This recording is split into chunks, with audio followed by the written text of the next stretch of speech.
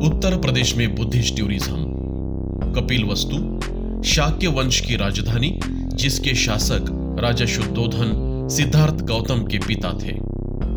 सारनाथ, जहां तथागत बुद्ध ने ज्ञान प्राप्ति के बाद संसार का पहला धम्म चक्र प्रवर्तन किया। श्रावस्ती, भगवान बुद्ध ने सबसे अधिक 25 वर्षावास इस ऐतिहासिक भूमि पर बिताए। कौशाम्बी, इस जगह भगवान बुद्ध ने कई उपदेश दिए। संकीसा, सबसे अधिक बुद्ध धम्म संगीतियों का आयोजन यही हुआ। कुशीनगर, भगवान बुद्ध ने महापरिनिर्वाण प्राप्त किया। उत्तर प्रदेश में बुद्धिस्ट टूरिज्म को बढ़ावा देने के लिए पर्यटन विभाग उत्तर प्रदेश प्रयासरत है। आप भी तथागत बुद्ध से संबंधित इन स्थलों को जरूर भेंट दें।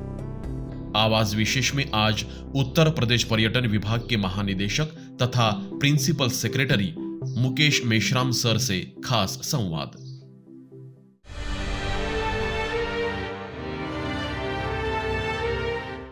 आवाज इंडिया टीवी में आपका स्वागत है। इस वक्त हम लखनऊ में हैं और हमारे साथ Uttar Pradesh tourism and culture department के principal secretary Mukesh Meshram sir हैं। सर, आपका बहुत बहुत स्वागत।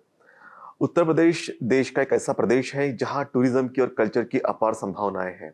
यहाँ बुद्धिस्ट टूरिज्म, जैन मतावलंबी, उसके बाद स्पिरिचुअल टूरिज्म, काफी तरह के टूरिज्म और संस्कृतियां जो है यहाँ पाई जाती है। लेकिन विशेष तौर से आज हम बुद्धिस्ट टूरिज्म पर सर से बात करेंगे, क्योंकि देश और दुनिया के लगभग 50 करोड़ से अधिक बुद्धिस्ट लोग जो है वो अपने जीवन में कहीं ना कहीं एक बार जो है बुद्धिस्ट टूरिज्म साइट्स को देखना चाहते हैं, वहाँ आना चाहते हैं। तो इस संदर्भ में उत्तर प्रदेश के टूरिज्म डिपार्टमेंट ने विगत कुछ सालों से काफी प्रयास किए हैं बुद्धिस्ट टूरिज्म को बढ़ावा देने के लिए और लोगों को यहाँ तक आकर्षित करने के लिए। इस संदर्भ में आज हम मुकेश मेश्राम सर से बातचीत करेंगे। सर, आपका बहुत बहुत स्वागत है। सर, मैं सबसे पहले जानना चाहूंगा कि उत्तर प्रदेश में सबसे अधिक समय भगवान बुद्ध ने बिताया था और जैसा कि हम जानते हैं सारनाथ में सबसे पहला धम्मचक्र प्रवर्तन उन्होंने वहीं से दिया था। और सारनाथ में एक बहुत ही इंपॉर्टेंट डेस्टिनेशन है देश और दुनिया के लोगों के लिए, विशेषतः बुद्धिस्ट लोगों के लिए। तो यहाँ पे उत्तर प्रदेश टूरिज्म द्वारा किस तरह से सुविधाएं प्रदान की जा रही है, किस तरह से लोग यहाँ तक अधिक से अधिक संख्या में आए, इसके लिए किस तरह से प्रयास किए जा रहे हैं, इस बारे में आप हमें बताएं। सारनाथ वाराणसी के पास स्थित एक महत्वपूर्ण बौद्ध पर्यटन स्थल है, जहां पर लगभग 11 लाख देशी पर्यटक और लगभग 4.5 लाख विदेशी पर्यटक यहाँ पर हर साल विजिट करते हैं। यह 2019 का जो हमारे पास में आंकड़ा है उसके अनुसार। बाद में चूंकि कोविड की अवधि प्रारंभ हो गई है और कोविड के वजह से पर्यटन बहुत बुरी तरीके से प्रभावित हुआ, तो इसलिए हमारे उन आंकड़ों पर विश्वास करना बहुत उपयुक्त नहीं होगा। मैं अगर बता दूं कि सारनाथ में जहां पर उन्होंने प्रथम जो उपदेश है 5 अपने शिष्यों को दिया था और जिसे हम धम्मचक्र प्रवर्तन कहते हैं, यहाँ मूलगंध कुटी विहार है, तिब्बतन मंदिर हैं, इसके अतिरिक्त जो है बौद्ध प्रतिमा है, एक पाषाण की बहुत बड़ी सी, वहाँ म्यूजियम है ASI का। हमने उस स्थल को विकसित करने के लिए अभी बहुत सारे प्रयास किए हैं और इस समय एक प्रो पुअर प्रोजेक्ट है हमारा वर्ल्ड बैंक की ओर से, तो उसके अंतर्गत लगभग 100 करोड़ रुपए की धनराशि स्वीकृत कर दी गई है, जिसमें पूरा का पूरा जो परिभ्रमण पथ है आसपास का, उसे हम वहाँ पे स्ट्रीट फर्नीचर दे करके, उसका वाइडनिंग करके, उसका सौंदर्यीकरण करके, वहाँ पे लाइट्स, शेड्स, टूरिस्ट के आवाजाही के लिए एक अच्छी सुविधा, पार्किंग वहाँ पे विकसित हो, टॉयलेट्स हम वहाँ पे बेहतर तरीके के अंतर्राष्ट्रीय मानक के अनुरूप स्थापित कर सकें, इसका प्रयास चल रहा है। दूसरा, वहाँ पर लाइट एंड साउंड शो हमने हाल ही में प्रारंभ किया है। उसके माध्यम से लोग पूरी गाथा, शाम के समय वह चलता है प्रतिदिन हिंदी में, अंग्रेजी में, और उसे लोग देख सकते हैं, क्योंकि एक बहुत ही अच्छी तरीके का प्रयास है कि कैसे हम लाइट साउंड के माध्यम से लोगों को समझा सकें। साथ ही साथ वहाँ पर हमारे जो पर्यटकों की रुकने की सुविधा को ध्यान में अगर रखें तो अब हमारा ये मानना है कि प्रत्येक बौद्ध टूरिस्ट स्थल पर हर तरीके की सुविधाएं देनी चाहिए। जो बजट होटल्स हैं उसके अलावा डॉर्मेट्रीज ज़्यादा हम बना दें, ताकि बहुत सारे ऐसे लोग हैं जो अफोर्ड नहीं कर पाते हैं महंगे होटलों में रुकना, उनके लिए बहुत ही सस्ते आवासीय सुविधा भी वहाँ पर हम विकसित करेंगे। जी, जिन्हें अफोर्ड नहीं कर पाते हैं ऐसे भी लोग कई आते हैं उत्तर प्रदेश में, विशेषतः महाराष्ट्र, गुजरात, मध्य प्रदेश, छत्तीसगढ़ से भी कई लोग आते हैं यहाँ पर। और जो अफोर्ड नहीं कर पाते उनके लिए भी कुछ अच्छे आवासीय सुविधाएं उपलब्ध कराने का संकल्प है। साथ ही साथ में जो light and sound show sir आपने सारनाथ में विकसित किया है, ये एक काफी बेहतरीन प्रयास है, क्योंकि एक नाविन्यपूर्ण, एक इनोवेटिव कंसेप्ट जो है उसमें है, और शायद मुझे लगता है कि अमिताभ बच्चन के आवाज में भी उसे विकसित किया गया है। इसके बारे में बताइए कि किस तरह से लोगों को आकर्षित करता है ये। इसमें जो लाइट एंड साउंड शो है उसको ग्राफिकल तरीके से और साथ ही साथ बहुत सारी जो घटनाएं गौतम बुद्ध के जीवन से जुड़ी हुई रही है, उनके जो अवतरण से लेकर महापरिनिर्वाण तक, उन पूरी घटनाओं को एक आध्यात्मिक विचार के साथ कैसे प्रस्तुत किया जाए, यह उसका कथानक लिखा गया और उसे बहुत ही अच्छी आवाज में प्रस्तुत किया है हमने। और साथ ही साथ उसमें म्यूजिक भी बैकग्राउंड में है और लोगों के लिए बहुत ही अच्छा है, खासतौर पर जो बच्चे होते हैं या विद्यार्थी हैं उनके सीखने के लिए इसमें पर्याप्त सामग्री है। जी, खासकर जो आपके बच्चे आते हैं या फिर युवा आते हैं, विद्यार्थी आते हैं, उनका भी ध्यान रखा गया है टूरिज्म के माध्यम से। सर हम लोग अभी जानना चाहेंगे कि कपिलवस्तु, जहाँ भगवान बुद्ध का अपना ननिहाल, जहाँ भगवान बुद्ध ने अपना बचपन बिताया और लुम्बिनी से बिल्कुल करीब है वो कपिलवस्तु, ये भी एक इम्पोर्टेंट डेस्टिनेशन है सभी बुद्धिस्ट लोगों के लिए। तो कपिलवस्तु में किस तरह से अब उसे डेवलप करने की कोशिशें हो रही है? कपिलवस्तु में जो पुरातत्व के स्थल हैं उसमें एक तो सालागढ़ पुरातात्विक स्थल है जो खनन से प्राप्त हुआ है, और गनवरिया। तो इन दो जो हमारे आर्कियोलॉजिकल साइट्स हैं, इसके साथ ही साथ जो हम लोग विकसित कर रहे हैं, क्योंकि वहाँ पर डोमेस्टिक टूरिस्ट बहुत कम आते हैं या देशी पर्यटक बहुत कम आते थे अब तक के। बाकी विदेशी पर्यटक जो विशेष तौर पर श्रीलंका से, थाईलैंड से, जापान से, वियतनाम से, चीन से, इन लोगों का आगमन प्रारंभ हुआ है। अब यूरोप से भी और अमेरिका से भी या अन्य दूसरे देशों से भी लोगों का आगमन प्रारंभ हुआ है। एक तो वहाँ पर अभी हम लोगों ने भूमि लेकर 33 करोड़ की परियोजनाएं जो स्वीकृत की है, उसमें कई सारी पर्यटक सुविधाएं हम लोग विकसित कर रहे हैं, जिसमें हेलीपोर्ट भी वहाँ पर होगा। साथ ही साथ लोगों के लिए हमारा जो राही पर्यटक आवास है, या जो उत्तर प्रदेश टूरिज्म डेवलपमेंट कॉर्पोरेशन की ओर से हमने स्थापित कर रखा है, उसको निजी सहभागिता से और सुंदर और आकर्षक हम बनाने में लगे हुए हैं। वहाँ पर गौतम बुद्ध यूनिवर्सिटी भी स्थापित है जो कपिलवस्तु में है, और उसमें भी बौद्ध दर्शन पर अध्ययन की सुविधा। अच्छा, हम ये सोच करके चल रहे हैं कि प्रत्येक बौद्ध पर्यटन स्थल पर एक मेडिटेशन सेंटर बड़ा स्थापित हो जाए, विपश्यना मेडिटेशन सेंटर। उसकी डिजाइन हम लोगों ने तैयार कर ली है और शीघ्र ही उसे स्वीकृत कराते हुए वहां पर उसकी स्थापना हम करेंगे। जी, मेडिटेशन सेंटर भी हर बुद्धिस्ट साइट पे होगा, इस तरह की एक संकल्पना है, उसके ऊपर भी काम चल रहा है। अब हम बात करते हैं श्रावस्ती की। श्रावस्ती एक ऐसी जगह है कि जहाँ सबसे अधिक समय जो है भगवान बुद्ध ने बिताया है, लगभग 25 वर्षावास जो है वहां पर बिताया है। और श्रावस्ती में ही अंगुलीमाल को उन्होंने संघ में प्रवेश दिया था, साथ ही साथ किसा गौतमी भी वहीं पे थी। तो श्रावस्ती भी एक इम्पोर्टेंट डेस्टिनेशन है देश और दुनिया के तमाम बुद्धिस्ट लोगों के लिए। और श्रावस्ती में हमने भी विजिट किया था और देखा था कि काफी अच्छे तरीके से वही विकसित करने की योजनाएं हो रही है। इसके बारे में हमें बताइए।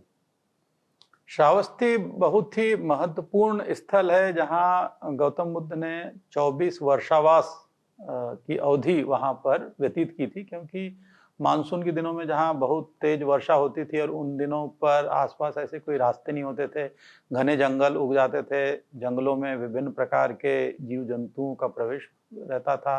तो इस वजह से वर्षावास के समय में एक स्थल पर वो बिताते थे। वो इतना, जो हम कह सकते हैं कि हिमालयन तराई में स्थित श्रावस्ती एक बहुत ही खूबसूरत स्थल है, जहाँ पर काफी घने जंगल होते थे। तो वहाँ पर जेतवन स्थापित है। साथ ही साथ जो कहा जाता है ना कि अंगुलीमाल, जो उस समय का डाकू था, उसकी कुटी है, और अनाथ पिंडक, और ये इस तरीके से तमाम सारे आर्कियोलॉजिकल साइट्स हैं। उनको न केवल विकसित करने के लिए बल्कि बहुत सारी सुविधाएं हम लोग विकसित करें। तो एक तो पार्किंग स्थल है, टूरिस्ट इंफॉर्मेशन सेंटर हमने डेवलप किया है, और डोरमेट्रीज वहां पर हमने बनाई है। एक लाइट एंड साउंड शो भी हमने श्रावस्ती में स्थापित किया है, और बाहर से लोग कैसे वहां पहुंच पाए इसके लिए श्रावस्ती का एयरपोर्ट भी हम लोगों ने, ताकि चार्टर्ड फ्लाइट्स वहां पे पहुंच सके। तो कोई भी बाहर के विदेशी पर्यटक अगर सैलानी आना चाहते हैं तो वहां पे सीधे अपने चार्टर्ड फ्लाइट से आ सकते हैं। जी, श्रावस्ती में भी तमाम तरह की सुविधाएं जो है दी गई है, और विदेशी पर्यटक डायरेक्ट चार्टर्ड फ्लाइट से भी वहां पहुंच सकते हैं। इस तरह की भी सुविधाएं वहां है, और तमाम अच्छे तरीके से डेवलप करने की कोशिश श्रावस्ती को की जा रही है। हम संकिसा पे आते हैं। संकिसा भी भगवान बुद्ध का एक महत्वपूर्ण स्थान है। काफी वक्त वहां पर भी उन्होंने बिताया था।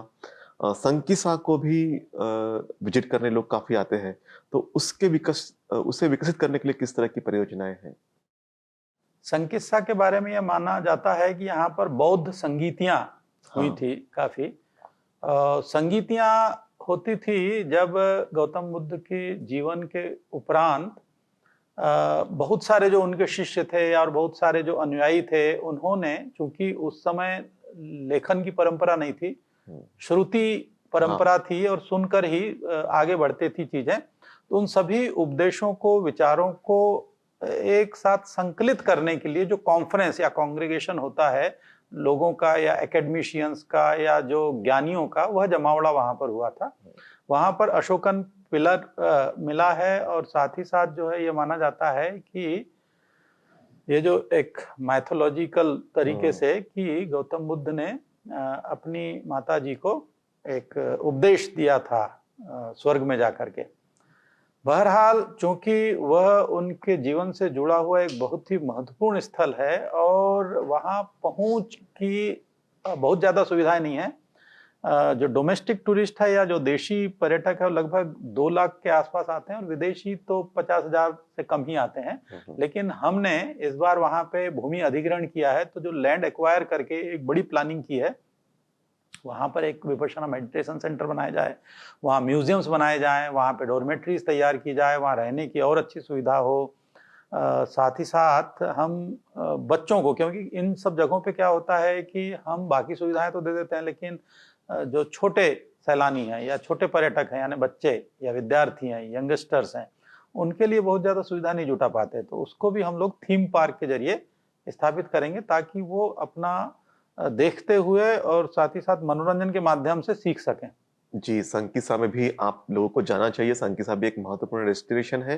विशेषतः बौद्ध विद्वानों की एक इम्पोर्टेंट जगह थी। वहाँ पे काफ़ी संगीतियाँ भी हुई, और युवाओं को और बच्चों के लिए भी एक बुद्धिस्ट थीम पार्क की भी कंसेप्ट जो है संकिसा में होने जा रही है। संकिसा के बाद हम लोग आते हैं कौशाम्बी के संदर्भ में सर से बात करेंगे। कौशाम्बी भी एक महत्वपूर्ण डेस्टिनेशन उत्तर प्रदेश का है, और कौशाम्बी को भी विकसित करने की क्या योजना है, इस पर सर से बात करेंगे। कौशाम्बी में एक पुराना फोर्ट मिला हुआ है, और ये माना जाता है कि कौशाम्बी में कई बार गौतम बुद्ध ने विजिट किया था, उपदेश दिए थे, और वहाँ पर कनेक्टिविटी के दृष्टि से अभी 4 लेन रोड प्रयागराज से बन जाने पर लगभग 1 घंटे में पहुँच संभव हो सकेगी। तो उसके अतिरिक्त वहाँ पर एक छोटा सा म्यूजियम अभी हम लोगों ने बनाना प्रारंभ किया, लेकिन एक बड़े स्वरूप में हम एक म्यूजियम, वहाँ पर भी light and sound show, Vipassana meditation centre, tourist information centre, tourist bungalow, ये सब स्थापित करने के लिए प्रयासरत हैं और उसकी पूरी की पूरी प्लानिंग हमने एक कंसल्टेंट को दे करके इन सभी बुद्धिस्ट प्लेसेस का डीपीआर तैयार करा लिया है। एक कंसल्टेंसी सर्विस है, उसके द्वारा बहुत सारे मास्टर प्लान सभी जगहों के बना करके हमें प्रस्तुत किए गए हैं, वो हम आगे टेकअप करने जा रहे हैं। जी, बहुत ही वाइड ऐसी प्लानिंग है सर की, और इस माध्यम से जो है अधिक से अधिक लोग इस डेस्टिनेशंस पे आए, इसका एक प्रयास है। उत्तर प्रदेश में सबसे महत्वपूर्ण डेस्टिनेशंस में से एक और डेस्टिनेशन जो सबसे इम्पोर्टेंट भगवान बुद्ध के लाइफ एंड स्पैन का है, वो है कुशीनगर। कुशीनगर में ही उन्होंने अपनी अंतिम सांसें ली थी, यहीं पे उनका महापरिनिर्वाण हुआ था। और कुशीनगर एक महत्वपूर्ण भूमि सभी बुद्धिस्ट लोगों के लिए है। वर्तमान में यहाँ एयरपोर्ट भी विकसित हुआ है, और कुशीनगर में अगर आप जाएंगे, हमने भी वहाँ विजिट किए थे, कुशीनगर एक बहुत ही बेहतरीन तरीके से विकसित किया गया है, और वहाँ पे तमाम सुविधाएं जो है टूरिस्ट लोगों के लिए दी गई है। और इसके आगे भी चलकर क्या क्या योजनाएं कुशीनगर के लिए है सर, आप बताएं। कुशीनगर में सीसीटीवी, लास्ट माइल कनेक्टिविटी, वहाँ पे सोलर लाइट्स, और इसके अलावा अभी हमने प्रो पुअर जो वर्ल्ड बैंक से लगभग 40 करोड़ रुपए अतिरिक्त स्वीकृत किए हैं, ताकि वहाँ पे जो कुकुत्था नदी है उसका रिवर फ्रंट डेवलपमेंट किया जा सके। जो उनके जीवन से जुड़े हुए और अन्य जगह हैं, जैसे रामाभार स्तूप है, वहाँ महापरिनिर्वाण मंदिर है, कई देशों ने भी वहाँ पे अपने अपने मंदिर स्थापित किए हैं, और बौद्ध जो आश्रम स्थल है वो भी वहाँ पर स्थापित हैं। और कुशीनगर एक ऐसा पर्यटन स्थल है जो इंटरनेशनल एयरपोर्ट से अभी हाल ही में कनेक्ट हुआ है। तो यहाँ पे ज़्यादा से ज़्यादा लोगों की आवाजाही बढ़ेगी और ज़्यादा से ज़्यादा लोग इसमें आ सकेंगे। इसको ध्यान में रखते हुए हमने वहाँ पर 200 एकड़ की एक भूमि अधिग्रहित की है। उस 200 एकड़ भूमि में निजी सहभागिता से पीपीपी मॉडल पे बड़ा थीम पार्क हम बनाने जा रहे हैं। वहाँ पे मेडिटेशन सेंटर हो सकेगा। वहाँ पे जैसे बच्चों को दिखाने के लिए जिस तरीके से सुविधा होनी चाहिए, वो सारे थीम पार्क या डिज्नीलैंड के माफिक वहाँ पे एक बुद्धा लैंड क्रिएट किया जा सकता है। वहाँ पे होटल्स बहुत सारी और रहने की सुविधाएं दी जा सकती है, सोवेनियर शॉप्स वहाँ पर की जा सकती हैं। तो कई सारे काम तो हम लोगों ने विकसित किए हैं, कुछ काम ऑलरेडी सैंक्शन हो गए हैं, और बाकी और काम आगे हम लोगों के सहयोग से वहाँ पर कराएंगे। उत्तर प्रदेश के बुद्धिस्ट टूरिज्म को एक अच्छा वाइड एंगल देने की कोशिश जो है सर के माध्यम से हो रही है, और तमाम तरीके की सुविधाएं जो इंटरनेशनल स्टैंडर्ड्स की है, उन सुविधाओं से लेस और एडवांस तकनीक्स की सुविधाएं भी यहाँ दी जा रही है। उत्तर प्रदेश में इनके अलावा और कुछ डेस्टिनेशंस है सर कि जहाँ पर आप लोग कोशिश कर रहे हैं? हाँ, जैसे महाराजगंज में एक देवदह है, जो गौतम बुद्ध की माता जी का जगह थी, यानी ननिहाल जिसे हम कहते हैं। इसी तरीके से रामग्राम है, जो उनकी पत्नी यशोधरा का स्थल रहा है, तो जन्म स्थल। तो रामग्राम और देवदह, इन दोनों को भी हम महाराजगंज जनपद में विकसित करने के लिए पूरी प्लानिंग किए हुए हैं। अभी हमने रामग्राम के लिए लगभग 2 करोड़ रुपए की धनराशि स्वीकृत की है, जिसमें हम वहाँ पर एक म्यूजियम स्थापित करेंगे, और साथ ही साथ पर्यटकों के लिए एक इंटरप्रिटेशन सेंटर स्थापित करेंगे। उसी तरीके से रामग्राम को भी हम जोड़ करके देवदह रामग्राम महोत्सव आयोजित करेंगे। हमने कपिलवस्तु महोत्सव अभी आयोजित किया था, और प्रत्येक जगह पे श्रावस्ती महोत्सव, कौशाम्बी महोत्सव, संकीसा महोत्सव, तो सभी जगहों पर या तो महोत्सव आयोजित कर रहे हैं या करने जा रहे हैं। और साथ ही साथ बुद्धिस्ट कॉन्क्लेव, कुशीनगर में एक बहुत बड़ा बुद्धिस्ट कॉन्क्लेव हमने आयोजित किया था, जहां पर लगभग 2500 बौद्ध भिक्षुओं को आमंत्रित किया गया था। इसमें श्रीलंका के भी बौद्ध भिक्षु आए थे। बाकी जो आगे की प्लानिंग हमारी ये है कि सारनाथ में भी हम बुद्धिस्ट कॉन्क्लेव करते हैं, लेकिन सभी जगह पर एक बुद्धिस्ट कॉन्क्लेव या महोत्सव ऑर्गेनाइज करके उसमें चैंटिंग का एक पूरा सत्र कराएं, उसमें धम्म देशनाएं हों, उसमें पाठ हो, संगायन हो, जो बहुत सारे और जो बौद्ध धर्म से संबंधित उपदेश या विचार हैं, उनको किस तरीके से संगोष्ठियों के माध्यम से, कॉन्फ्रेंस के माध्यम से एकेडमिशियंस वहाँ इकट्ठे हों और उसको लोगों तक पहुँचाने की कोशिश की जाए। साथ ही साथ जो कैसे तनाव मुक्त रहकर जीवन जी सकते हैं, इसकी आर्ट ऑफ लिविंग जिसको हम कहते हैं, विपश्यना मेडिटेशन के जरिए जीवन जीने की कला, इसको कैसे सिखाया जाए आम जनता तक, क्योंकि कोई भी विचारधारा किसी के जीवन में कितनी उपयोगी हो सकती है, सबसे ज्यादा जरूरी है उसको बताना। सही बात है।